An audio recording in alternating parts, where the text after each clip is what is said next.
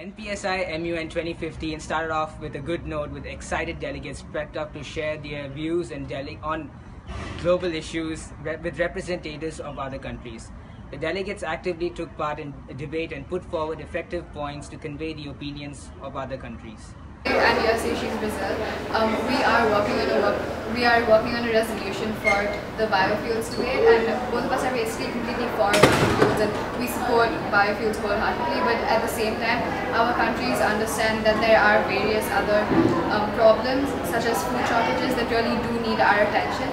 So what USA is doing is we're funding a very large amount of countries like Ethiopia, Bangladesh and now India. So we're going to be funding them to produce crops, and at the same time we'll be investing in those countries so that even we get something in return. The delegates were also introduced to some stimulating crises to help them understand how spontaneous issues were handled.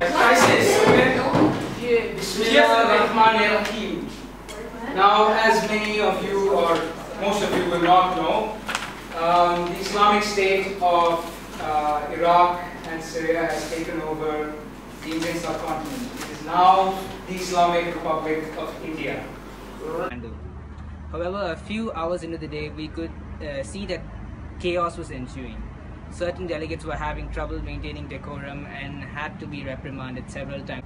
Congratulations to UNSC for being the first council to reach a resolution.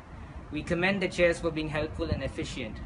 Well, we had the crisis, which was a nuclear war between Iran and Israel, and towards the end, almost all the P5 nations, and along with 6 other countries, were able to come to a consensus, and they were able to pass a 6-clause directive that aimed to ease the crisis. And it was a moment of celebration because all P5 nations supported it, and they were all able to justify why they did, and they were able to work together. Almost all of them worked together in a committee. Just of 14 people, 11 people worked together to create this directive. So that was a major collaborative effort. For tomorrow, here's some valuable advice from our head of school, Dr. Sullivan. Everything's going great, but I do have a few words of advice based on the observations that I've made so far of the debates. I do think that the overuse of devices is inhibiting clear thought.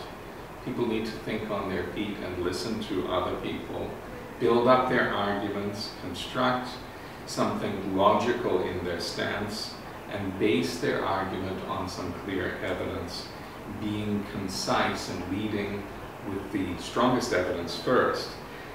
It seems to me that a lot of people have forgotten how useful paper is in making notes and in organizing one's thoughts. In fact, it's much easier to handle than a device. And I think some students need to work on their note-making techniques and avoid fillers like you know, basically, anyways, like, so, in the beginnings of their statements.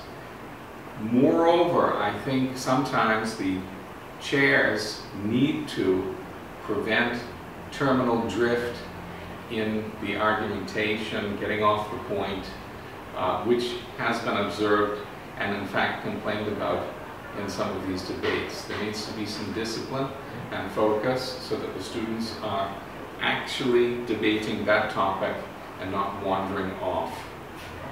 Because in fact everybody's got together on the weekend to say something important and to think about important issues, and they shouldn't be distracted from that. Here's to another productive, fun-filled day for tomorrow.